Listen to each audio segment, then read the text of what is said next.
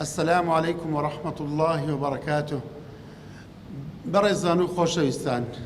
ئینشاڵڵا چەند دەقیقەیەکی ئیمانی بێکەوە لە خزمەت ئاەتەکانی قورئانی پیرۆز و فەرموودەکانی پێغەمبەر صلی الله عليه وسلم دەبین. ئینشاڵڵا دەبێتە مایەی پتەوبوونی ئیمانمان و پتەوبوونی ئیلتیزاممان بە ئاینی ئیسلامی پیرۆز، وهەروەها وا دەکاتن زیاتر ئاشنای دینەکەمان بین و ئاشنای ئیسلامەکەمان بین. بەڕێزان و خۆشەویستان، بابەتەکەمان کە بابەتی ئیمانە،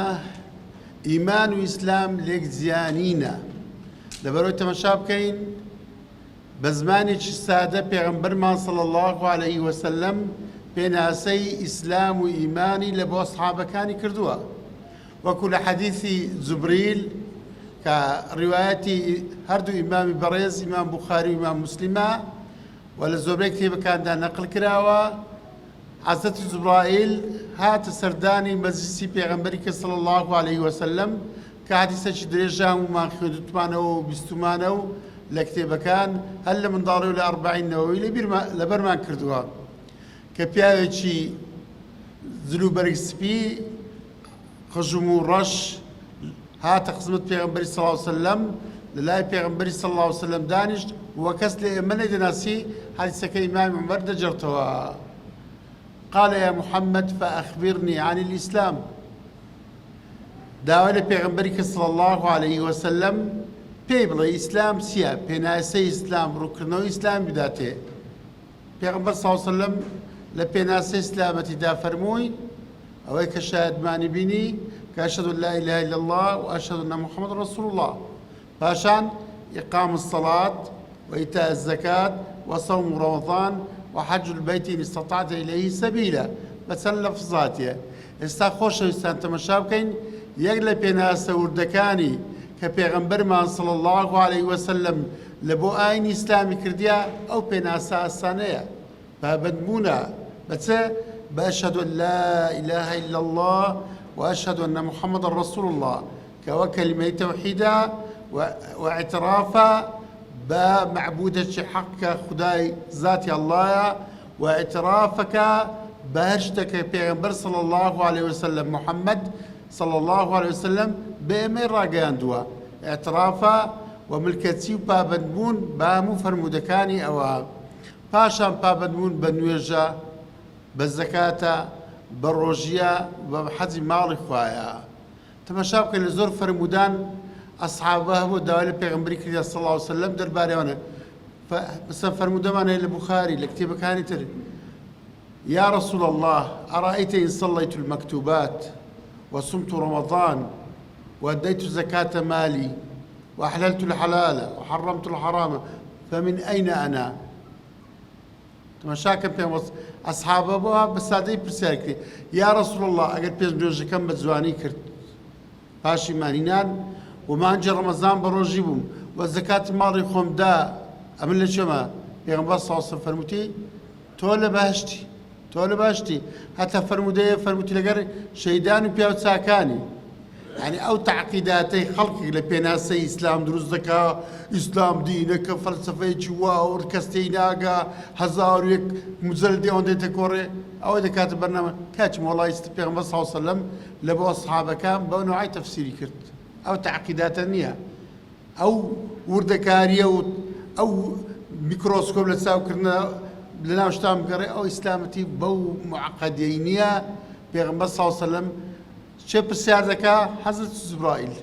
چێ وەڵام داتەوە پێغەمبەر صلی الله علیه و سەلەم، دەرسەکە لە بۆ چێ قوتابیەکان ئەسحابەکانی پێغەمبەرینە. حەزرەت جوبرائیل چی فەرموو لە ئاخری؟ قال صدقت، تەئیدی کرد، فەرمووی ڕاستت فەرموو. ولا تفسیری ئیماندا پاشان کە هات سەر ئیمان تماشاکە پێغەمبەر صلی الله علیه و سەلەم تفسیر ئیمانیش لە بۆ حەزرەت جوبرائیل کرد، فەرمووی الإيمان أن تؤمن بالله وملائكته ورسله وكتبه حتى والقدر خيره وشره. كواتا أركان إيمان بابنبون بأركان إيمان أو شج ركنا أو حقيقة إيمانا ئەو هەموو قیل و قالی دروستکرا بەناوی ئیمانەوە و بەشەکە لە ئیمان و ئەگەروانەکە کافرە و ئەها لە میلەت دەرەچی و ئەوە نازام چییە بەو خوای ئەسحابەکانمان فێر نەکراینە پابەندبوون بەوانە حقیقەتی ئیمانە لە بۆ عەوامی خەڵک لە بۆ عامەتی مسلمانان فێربوونی ئەوەندە ئیسلام و ئیمانە فێربوونی ئەوەندە بەسە ئەو دەکاری وردانە ئەوە تایبەتە بە عالیمان تایبەتە بە زانایان و ئەو شتان لە کتێبەکانی عەقاید نووسرایە ئەو وردەکاریانە و هینان و برنە بابەوە لە ڕێگایەک بوو لە ڕەتدانەوەی فەلسەفەی کە ماتروودی و ئەشعری و ئاهلی سونە و جەماعە و بەزم و ڕەزمانە کە پەیدا بوو ئەوانە خۆ ناهاتن لەکنە هەمیان ئەرکانی ئیمان ئەو شەشەیە بەڵام لە ڕەتدانەوەی معتەزیلەی لە ڕەتدانەوەی فەلسەفەی کۆن لە ڕەتدانەوەی قەولی فەیلسوفەکان ئەو قیل و قال و هینا و برنایان کرد بەڵگاینا زۆربەی بەڵگەکانە عەقلینە نایانگوتێەوە بەشەکە لە عەقیدەی ناوێن لە نایە ئەرکان ئیمان ئینسان بە ئەرکان ئیمان مسلمان دەبی و بە ئەرکان ئیمان خەلی هەبوو لە ئیسلام دەستەرێ ئەنی کەواتە کە کاتێک دەمانەوە خەڵک بێتە ئیسلامەتی و ئیمان و ئیسلام ناسی وەکو پێغەمبەرمان صلی الله علیه وسلم بەو سادەیی فێریان بکەین لە ئیماندا خۆشەویستان خاڵێک هەیە لە هەموو خاڵەکان بزرتر و بەمشکرەترە ئیمان بەخوا زۆر بە ئاسانی ئینسانە دڵی خۆیدا بە فیترەت خوای گەورە دەناسیتن مەلایکەت تەماشا دەکەین بە ئاسانی لە قورئان و فەرموودە شارەزایان بووینە هەر لە منداڵیەوە دوو مەلایکەت لە قەبری پرسیار لێ دەکاتن باوەڕی بە پێغەمبەران هات منداڵی فێرکراینە 124,000 پێغەمبەر کە ناو خەڵکی بڵاوە بەڵام ئەوەی کێشەی لە سەر لە بیر و باوەڕی مسلمانان تێنەگەیشتن مەسەلەی قەدەرە مەسەلەی قەزا و قەدەرە خۆشەویستان قەزا و قەدەر بڕیارێکی ئەزەلی خوددایە بڕیارێکی ئەزەلی خوددایە بڕیارێک و نەخشەیەکی داناوە ڕۆژانە ئەو نەخشەیە جێبەجێ دەبی ئەو قەزا و قەدرە بە زمانێکی سادە زامە تێی دەگەین تێی ناگەین ئاشنانی پێی ئاشنانی نا تەماشا بکەین ئەوە هەمووی قەزا و قەدەری خوایە قەزا و قەدەر علمەکی وردە و پاشان علمەکی بزرە لەسەرەوەی علمە ئاشرایەکانە لێکوانە بە کورتی تیشک دەکەنە سەر قەزا و قەدەر لەو بوارەوەیەوە و بێهەندشتی بزانین کە مەسەلەیەکی زۆر وردە زۆر نەچێ ناوی زۆر خوای تاوانبار نەکەین زۆر لە خۆمانەوە بڕێ لەسەر شتان نەدەین بەڕێزانە خۆشەویستان هەمومان سوڕەتی کەفمان خوێندێ هەمومان سوڕەتی کەف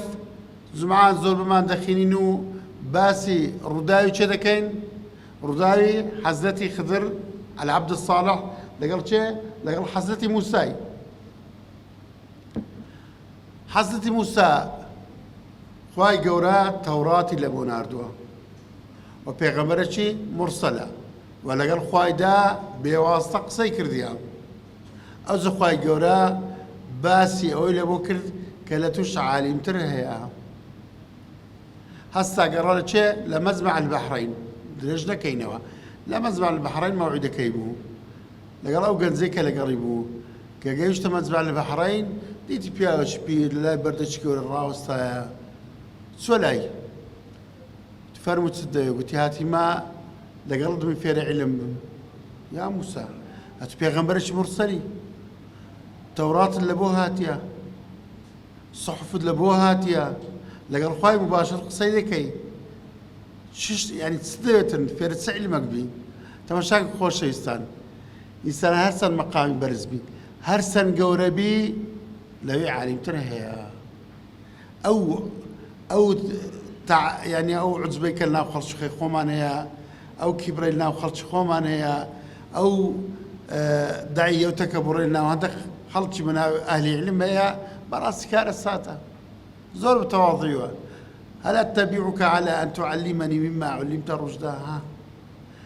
ڕێگات دەی دەرفەت دەدەی هەندێک علم فێرکەی لەوەی کە خوا دایەتی بە تو بەڕێزان هەندێک علم هەیە خوا دایەتی بە هەندە عەبدان پێغەمبەریش نینە و مەقامێکی خاصی خۆیانە لای خوای و أو علمي خواي جورت زارو دايتي وان نيدي تعب دشتكا زاري كنت مشاكل قصاب قدر كوا هما دزايتي بحثة موسى فرمو إنك لن تستطيع معي صبرا أتناتا لقى مستبر دابي طبعا فانطلق خواي جورا يعني موافقي كردكا حضرت موسى درج دكن وآتكان بقري كوت يكمش سيكر حضرتي خضر كجيشنا كشتيشي كخلقش فقير داما وجير دست خارج كسابت وتجارة بون ياك سر كشتكي ليكم كردن هامو بكخز زان چه روش زرري كرديا چشتكاني خسر بوا سندين فقير لوانيا أوروكا ناو كشتكان مايتوا تازير زرري كرديا سر قرايا لو أنا شتيان كان نقوم ببيتن حتى بيقول قال أخرقتها لتغرق أهلها حضرت موسى بهمو علمي خوي وتكونت كلابوي وخلقي بخنشاني لقد جئت شيئا توشاك نكره شيء نابزيه ناريه ما شابك اني كان لسانا حضرتي خلص بيقول اتو صبرتني لقرم كرتي ناتا الصبر بقري اگر وابي لقرم ما قري لا دي سوعدات تداخلنا او زارت سكر بالسريعي قاشتا جنزة كشتي جنزة كشت او زاري حضرتي موسى لبيسا كابراج كشتي بناهق حزب القينية يا زاري او زارت سكرت حرفولو تمشى قتلت نفسا زكية بغير نفس او ذات مشاكل كار الشكل خوش يستان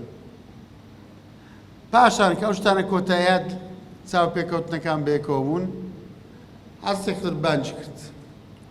وتياو كشتيا حكمتك يلبو نبرت تكون كرت الصديق فقير لا قدري خواي ناقة بلا مو قدري خواي شارويا حضرتي قدرات بأمري خواي بقدري خواي أو شيء زي بذكرت بلا بلاي خلشتيا كارساتا بيو خرافات أواي كرت بلا متمشاكين قدرك وانا أستاو جنزي كشتي لبتسمو حضرتي قدر رون كدوا لا مستقبل أم دارا جورة بيدايكو باوتش خوستكا تش كفر دكا طغيان دكا ومن دارا خواي جورة من دارا بردوا من دارا شباشتيان دا تيلي بيري بكال شاميتن أستاو أو دايكا حتى ما يتزرج دستي بو نوعش دبريتن كاو من دارا يبنى حق كجدا كقاتل جديارنيا كقاتل كرنجدا حتى دبري لضد درناتي بلا ما قدري خوايا لا يديارنيا بس لا حسسي خسر ديارمو وعصتي موسى قورة النقدي قرد والله لا يشق ديارنا وهراوي بيش تساوي خوي دديد باشر حسسي خدر هاتي كرت ديواركي لبو مدالان ساكر زوا يا خو مدالان يجوز ديان نبو نشيان دزاي بارش بسان جنزينا وزير لبنا وديواريا هذا أو بس ميك لبو أنا فرمو استخلوا مدالان ديارنيا كبابيان صالح بوت تأثير تشبو مثلا كده تخوش السن قدري خواي بزرها زور زرم تيناجن لبروي لو ردكاري كان تفاصيل كان نفس نوع بيغمبر صلى الله عليه وسلم لكاتي هالكارساتي رداك ما شاء الله كان وما لم يشاء لم يكن لا حول ولا قوة إلا بالله أو إخوة يستيبو أو إخوة نابت خلاص تاو أنت مشاكل برزان أو راسا مسكوا ولا درس عبرتي تدايا أو ما ناوي برمزان أو قدر علمك حضرت موسى بيغمبرش مرسلا نيدزاني وإمش نايزانين استابين سر إيمان خوش إنسان تا قشتك بتواني قرنكا لإنسان درسكا إيمانا وأو إيمانة تومبي قرنكاري كشا وهذا بيتن تمشاك ساعر كان فرعون كهاتنا برامبر حضرت موسى كروج مبارزة يوم الزنا كلا قرآن هاتيا يوم الزنا يقلوا أنا مقاتل دري روج نوروز يبوا مقاتل دري روج نوروز يبوا نوروز هلا حدود هندستان والصين حتى تونس همو نوروز يعني هموش نوروز بكارين قبتيكاني مصر یەکەم ڕۆژ لە ساڵی قبتی ناوی نەورۆزە یەکەم ڕۆژ لە ساڵی قبتی ناوی نەورۆز یعنی کەواتەوە شتەکە شتەشی یان دینیە یان پراتۆرەتە سپەیوەدی بمەنەتەوەیەکی تایبەتنێ کە خەڵکی ما وا خۆی لە بۆ شێت کردیە تەماشا بکەین ئەوانە یەکەم جار کە هاتنە مەیدانێ گوتن ئێمە بە عیزەتی فرعونی بەسەر دەکەوین هەتا گوتن فرعونی ئەئین لەنا ئەجرەن ئین کوننا نەحن الغالبین ئایا پاداشتێکمان هەیە مەقامێکمان هەیە نەوتش زاعەمان هەیە ئەگەر ئەمە سەرکەوتین قال ئینەکم لەمن المقەڕەبین یعنی مەقامی نزیکیان دەداتێ بەڵام ئەوانە ئەو هەموو سحر و کوفرە پاسە لەحزەشی چیان کرد سزدەیان لە بۆ خوای ڕەب العالەمین برد وألقي السحرة ساجدين وألقي السحرة ساجدين قالوا آمنا برب العالمين رب موسى وهارون بس لسورة عرب بزورك لسورة قصص بزورك يعني خوي جور تكميلي بابتك كام ليك ودكان اسا لو كاتك فرعون بخواي جوري خوي نزاني بس بوك مقام نزقتو بهم عزبون بەڵام پاش ئەو لەحزەیە کە حەقیقەتەنەوە بەدیار کەوت چیان گوت یەکسەر فرعون گوتی چی کرد تهدیدی کردن بە کوشتن بەڵام چ کوشتنەک لەوصەلیبەنەکم في جذوع النخل ئەوە لایەکدایچکە لە سوڕەتی عەراف بۆ زۆرشکە دەست و پێ پێچاونەوە بڕین و ئەوز لە داردانە ئێستا چیان گوت یەکسەر وەڵامیان چ بوو وما تنقم منا إلا أن آمنا بآيات ربنا لما جاءتنا هي استسرني استكبك فاقضي ما أنت قاضي استكبك هي سهلزة الدنيا هي استوان ماني تنا إيمان بخواي هنايا ساعة إيمان هنايا صندقك سن نوێژیان کردێ چەندەقەکە سەر عیبادەتیان کرد چەندەقەکە سەر ختمیان قوڕانیان کردێت چەندەقەکە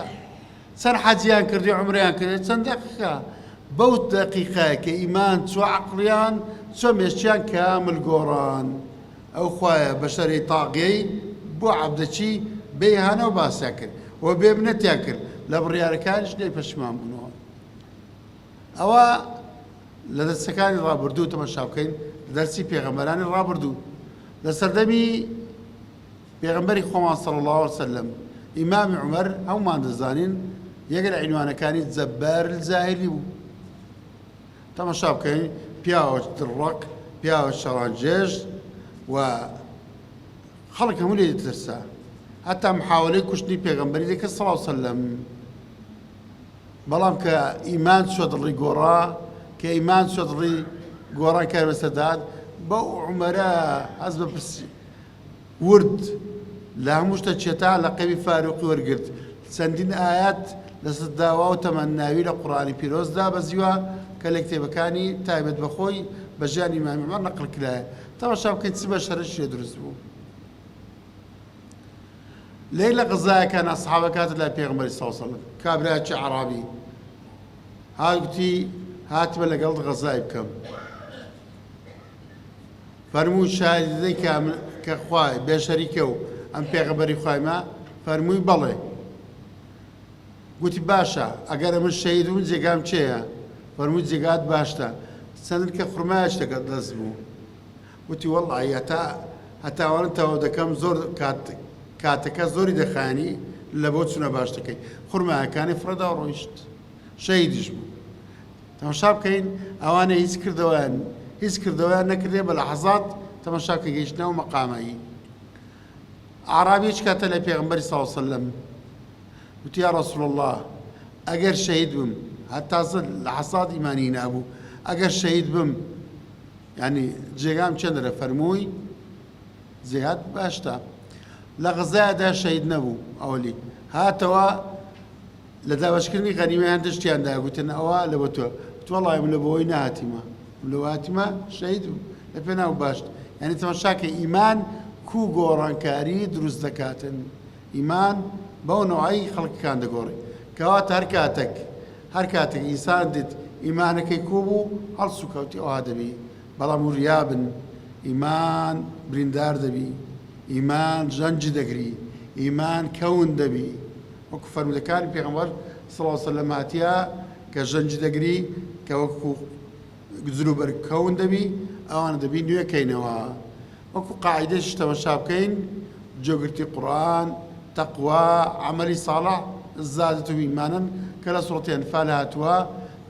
کەواتە بە تاعات و بە عیبادەت و بەخواپەرستی و بەکردەوەی چاک ئیمان زیاد دەبی و بەکردەوەی خراپیش ئیمان لاواز و نەخۆش دەبی ژەنگاوی دەبیتن ئایا ئیمان بەس لایمە وایە نەخێر لای ئەسحابەکانی پێغەمبەری صلی الله علیه وسلم ئاها بووە ڕۆژێ حەنظەڵە گەیشتە ئیمامی بەکر ئیمامی بەکر پێی فەرموو کوی گوت وەڵڵاهی بوویمە منافق وتی لەبەر چێ وتی وەڵڵاهی وتی لای پێغەمبەری صلی الله علیه وسلم لە مەجلیس سەوینە ئیمانمان زۆر فولە تەقوامان قەناعەتمان زۆر گەورەیە بەڵام شتە سەر ئیشێ و ناو بازاڕ و ناو ماڵ و منداڵ بە ناوچکەینە ئیمامی بەکر فەرموو وەڵڵا من شومە هەر بشۆش بوون ئاخری هەمیان چەند سەحابەش کە چوون لای پێغەمبەری صلی الله علیه وسلم پێغەمبەر صلی الله علیه وسلم فەرمووی دەم نادەمە یعنی ئیمان بەزم دەکا ئەگەر هەموو کاتێک فەرمووی ئەگەر هەموو کاتێک چۆن وەکو لای من بن لصافحتكم الملائكة في الطرق هذا في فرم ملائكة للرجاوبان دوقتان لقل دكاتن أجر هم كاتك لما تسي في غمبر كوبن هم كاتك وابن ملائكة خوال للرجاوبان دوقتان لقل دكاتن صافحتان لقل ذا خوشويستان كات الطاعة عبادة إيمان من برز دكاتوا وجناه تاوان إيمان ما نزم دكاتن لێردا چەند شتێکەیە پێویستە وریایان بین بەڕێزان هەندێک خاڵەیە زۆر جار گومان و چێشەمان لە بۆ دروست دەکا پێویستە بزانین زۆر جار ئیمان غیرەتە چداتە ئینسانی بەڵام غیرەتەکە لە قالبی غەڵەت بەکاردێ زۆر جار ئیمان ئازادیەک حالەتێک بە ئینسانی پیشاندا بەڵام ئەو ئازادیە ئەوانە زارۆی لە سنووری شەرع دەری دەچێنی دەبی لە شتێک وریابین بەڕێزان یەک لە شتەکان وریابین ئێستا خەڵکێک هەیە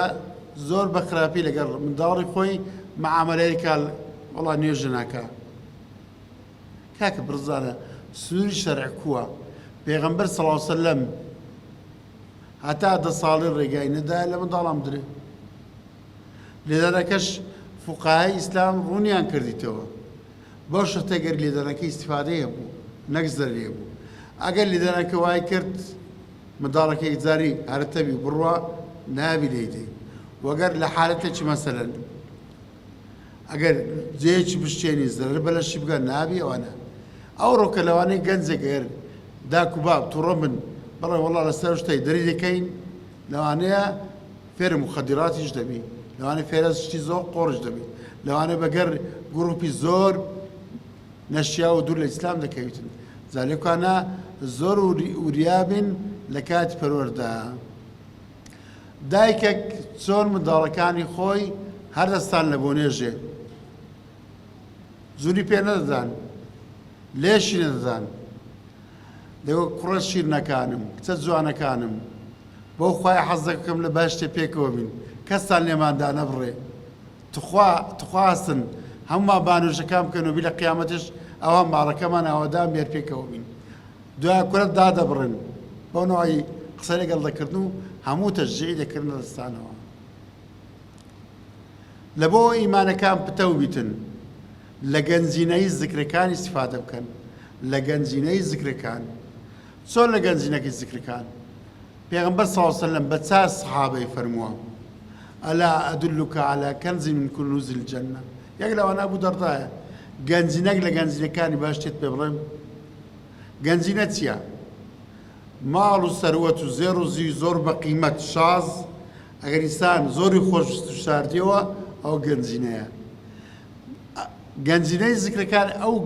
ئەو شتانن ئەو زیکرانن کە خوا شاریتەوە إلا لبو پیغمبركاني مرتبة تايبت بيداون فرموا لا حول ولا قوة إلا بالله كنز من كنوز الجنة. لا حول ولا قوة إلا بالله جنزنيك لجنز كاني باشت زور قلت لا حول ولا قوة إلا بالله درماني دردكانا زور قلت لا حول ولا قوة إلا بالله پشتی شەیطانی دەشێنی بەڕێزان پێغەمبەر سەڵ سەلەم دەفەرمێ ئەگەر لە ماڵ هاتنە دەرەوە چۆن وەرنەدەرێ بە پێی چەپ بسم الله توكلت على الله ولا حول ولا قوة إلا بالله الشيطان كان سبيك تدرن سلا بيا وشي بكين كخوا دي باريزيتنو وكخوا لا عفزي خوي دانايا ليدو دكونو الشيطان كان تماشا كان برزا منوعه يك لواني تماشا بكين كبيستا دايكو باب وريابن ماري خوتان بباريزن ماري خوم بباريزا افرتيش وبياج ماري خو بباريزي صور ماري خومان دباريزين يكم زر ماري خومان للشيطان بباريزين شو زور كسي علاقم لقرقي نات معلم زور كسي بينال فرمو نات بلام شيطان يتهم مالكان شون شيطان يدركن بريزان پیغمبر صلى الله عليه وسلم دفرميه اقرأوا سورة البقرة اقرأوا سورة البقرة فإن أخذها بركة وتركها حسرة يعني وتركها حسرة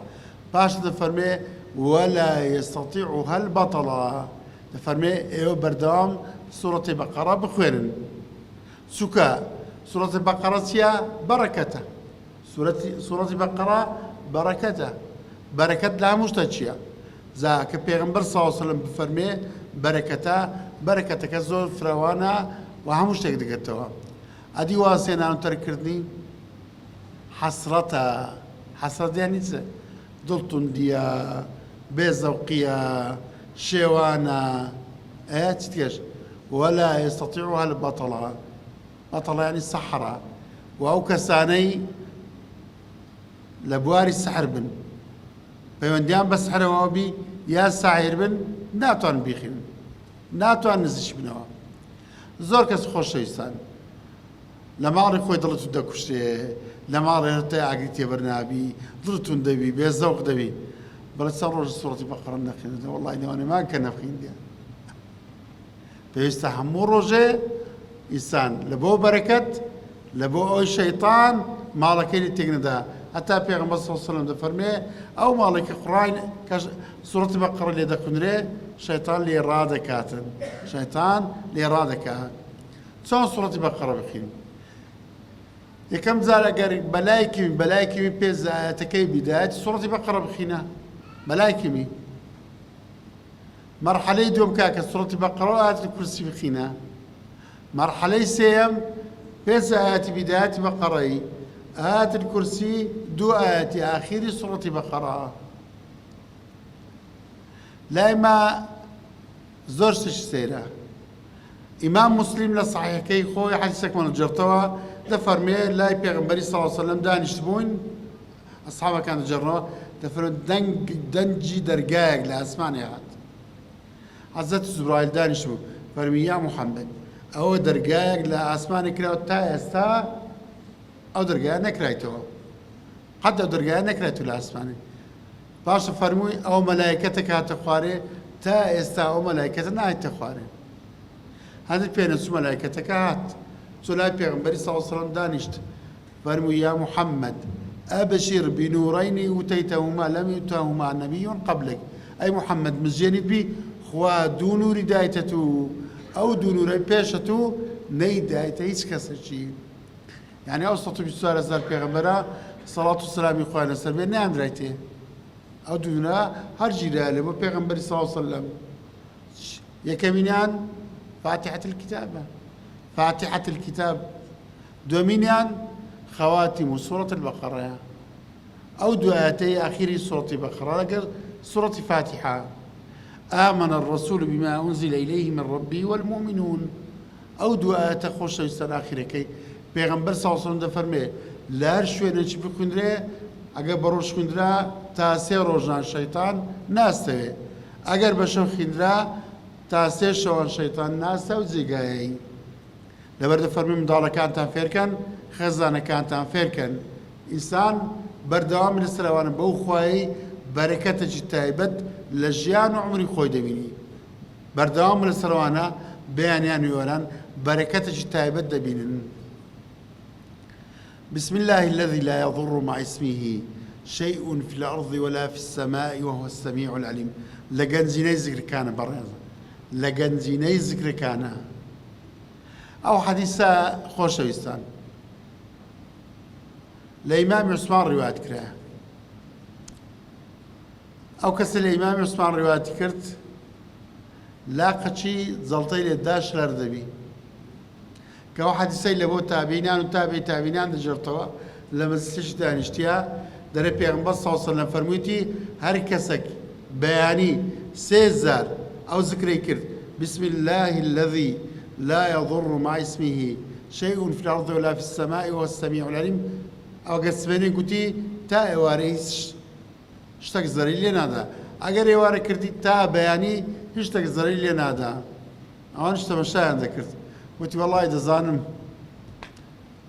دي مادم ذكرت دزاني لبرس لا قدوايا بيد لو زلطي دا قلت والله اوم لامام عثمان جليبوا امام عثمان البيغمبر جليبوا وامش لامام عثمان بيستيا والله او شوي وامنيات او ذكر لم يكذبوا ياك الحسب اللي بيكرني ذكر كان الساعه برزان او ذكر ابو خواي زوزو كاريغرا لبو بارسني انساني حالتك كبرزان اگات اللي بالشيطان نوطش زاي ذاته چه چکا گەورەترین مەهامی ئیماندار شەڕی گەورەی لەگەڵ چێیە لەگەڵ شەیتانیە هەموو ئاەتەکانی قورئان دژمنایەتی لەگەڵ شەیتانی باوکمان حەزەتی ئادەم هێشتا دروست نەکرا بوو شەیتان دژمنایەتی کرد لە کاتی دروستبوونی هەر شەیتان دژمنایەتی کرد وە سوندشی خواردیە بە عیزەتی خوای هەرچی پێ بکرد لە قشتەمان بباتن دژمنایەتیکە دژمنایەتیشی مەسیریە تفرمي إن إبليس لعنه الله يضع عرشه على الماء ثم يبعث سراياه سبينان شيطان كرسك يقول سرعة دادني لبو عظمت باشان سرية كان يقول لشكري خوي بلا دكاتو طلب زام شيطان مهميش قورا كارج زور قورا دكاتن لبو اي خلاطي بيبخشم ايوارد دينوا يكشان والله وام الفلاني كرد برهان دا تفرنا كسيكوش وش سنيا وام كفان آرق خوارد لا توبة بكا فران زيناي بكا كومل اشتباز دكان لا عاد سكي آخري كتشان ده وازم لنا هنا أتا بيني خوي وخيزانا كيم تيكدا وهم كرد طلاقي بداتن رفير الزمه الشيطان شيطان أوي لخون زيدكاتو لباوش دكاتن ئەوە تەماشاکە خۆشەویستە تێکدانی ماڵی مسلمانی تێکدانی نێشتی خێزان تێکدانی شیرازە خێزان شەیتان شەو ڕۆژ ئیشی لە بۆ دەکات هەموو ڕۆژێ مەفرەزەک دەردەسی لە بۆ تێکدانی ماڵی مسلمانە ئاگاتان لە خۆبی قەت غەڵەتی وانەکەن هەر کاتێکی فکرێکی خراپت لەوان لە بۆ خێزانەکەت بڵێ وا دەکەم بزانەوە وەسوسەی شەیتانیە هەر کاتێک ژن فكرة خلاف اللوهات لا تجي مردكات وهذا كم بزانا شيطانا وسوسن لبودكا لبوي مال دويناكا حركاتك بولادات شو اقل لخوي بتهم لبروي خواي يقول القرآن بيروز فرمي قل لعبادي يقول التي هي احسن ان الشيطان ينزغ بينهم بعد كان بري اي محمد صلى الله عليه وسلم سيق سيزور ساكا كام قسەی زۆر چاکە ئەوەی بکەن دوای شەیتان سەکاتن دڵیان لێک هەڵدەچێنی دڵیان پڕ گومان دەکا لێکتری دەبێ ئاگاوان لە خاڵەنەبی خۆشەویستانە بەڕێزان قورئانی پیرۆز مایەی بەختەوری و هەم خۆشەکانە باشترین شت کە لە قورئانی باس کرابێتن لە بۆ پتەوبوون و زیادبوونی مان چییە وإذا تليت عليهم آياته زادتهم إيمانا أقعت لي برزان خلقك زور ماني أوروكا طاقة قرآن خوندنينيا طنبلي لك على قرآني سكا والله موبايل دكاتوا يعني ساري دكاتوا يعني تسجيل دكاتوا بتماي أولى قرآن نكرر بلان قرآن راس بركته راس خير خوشه بلا موكاتي دنجش زندوبي بخود بخيني يعني كسر لماري بخيني يعني برادرك بخين جبدي يعني ما مستاق بخين جبدي بلا اعتماد تنهال سرشتانا بوخواي أو يعني أو استفادة أو قازانزا بين ناقاتن وكو دنجش زندي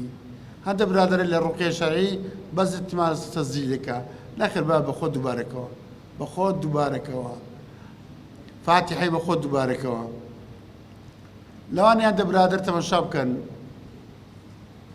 قرآني باش نازن تمشى كان برزان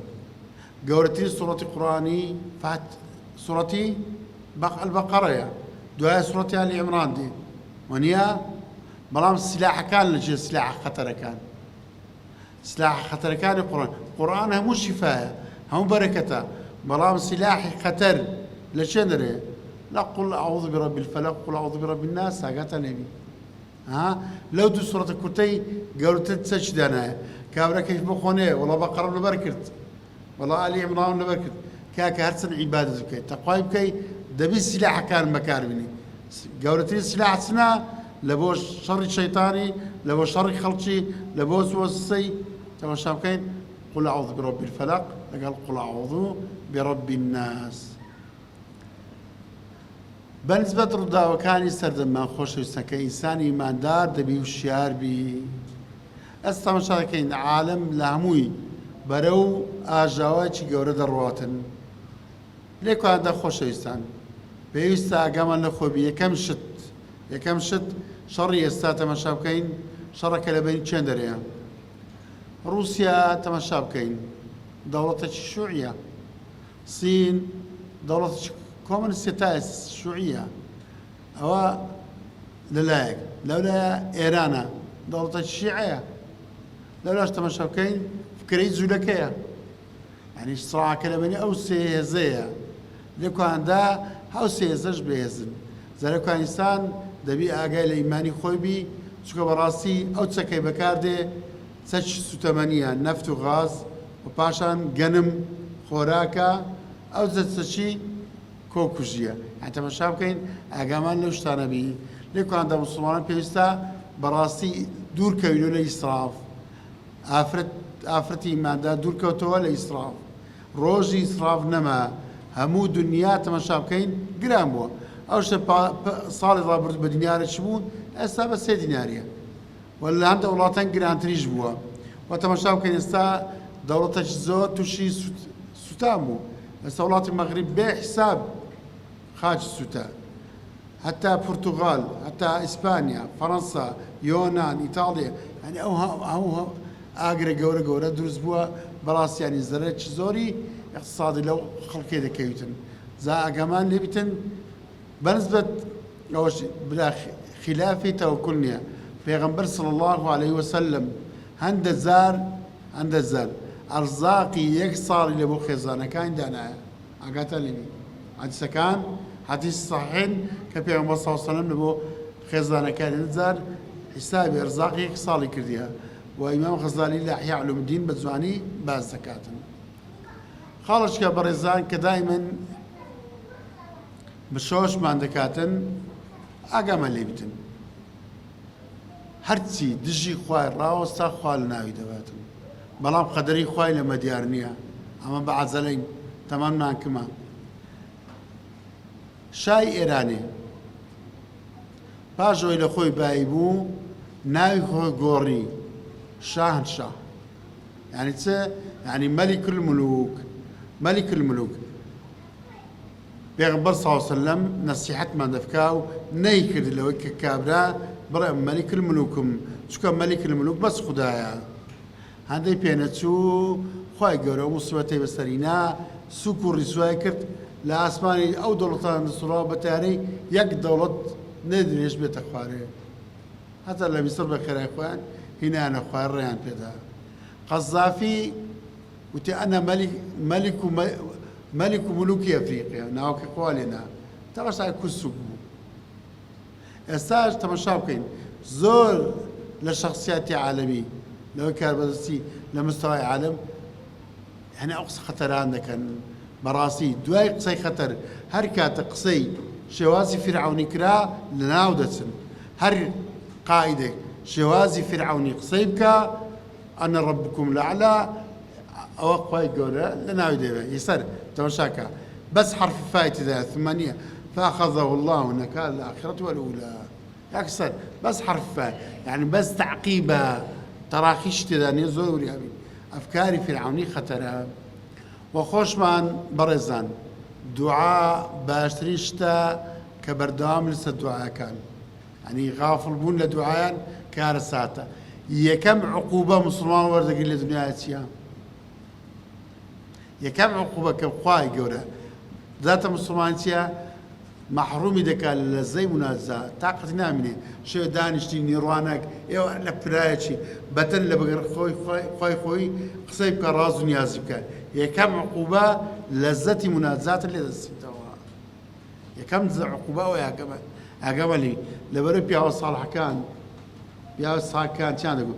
لو علم الملوك ما نحن فيه من لذة لجالدونا عليها بالسيوف ده والله أقام ملك كان بزان أما لسخوش داينا والله بس مشير لي ما عندن حسودي ما بيتا من لو لزتي زبرزان شكوتمان ماري خومان بزيكو طاعت خاصة خويني سورة بقرة لو هناني بركت ودركني شيطان باشا قرم بيسكس بالله ماري ما مستمران سورة بقرة راسة زوجتكونيا وكو حزب كتيدا دا باش كاين هاريك كاكتوني بخلون منو ساعات خوتو دك يعني بيسكس لا مال شخص ما دمان سورة بقرة لا مال كيف خدري هاريك ديار دك اتلا برا يكتا من دا تابس او بيست تاسي يعني تمشاوكي بس ريح مروجه تتوالي لمارك وما سورة بقرة تاوكرتن يعني رجايا وباشا ركا جداني قرآن ليكثري يعني بخوان بخيرين يعني جبدني تنا سيدي وشتانا كاكا لو كاتب طاقتي وبكرنوي قرآن وجنداني كارساتا كاتني لي يقل حالة تكاني كشيطان زن زفر بإنسان ده كان جنيا كلو كاتب نجيب قرآن دي بلام كابرا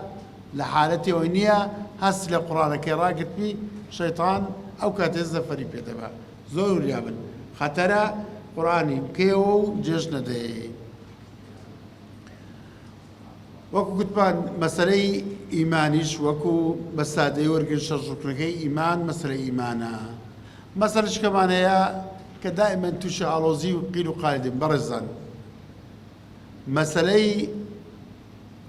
فكري سلفية خوش يسان سلفية سي طبقية پیغمبر صلى الله عليه وسلم دفرمي خير القرون قرني باشترين خلطشي سردمي پیغمبر صلى الله عليه وسلم باشان ثم الذين يلونهم باشان ثم الذين يلونهم سي طبقه باس كرديا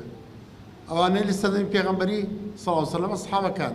باشوي تابعين كان باشوي تابعين كان استاي كم تمشاوكين دز بيشي أهل سلف شيرا صحابة كان بيغمبري صلى الله عليه وسلم لهجرته تا آخر صحابي وفاة دكا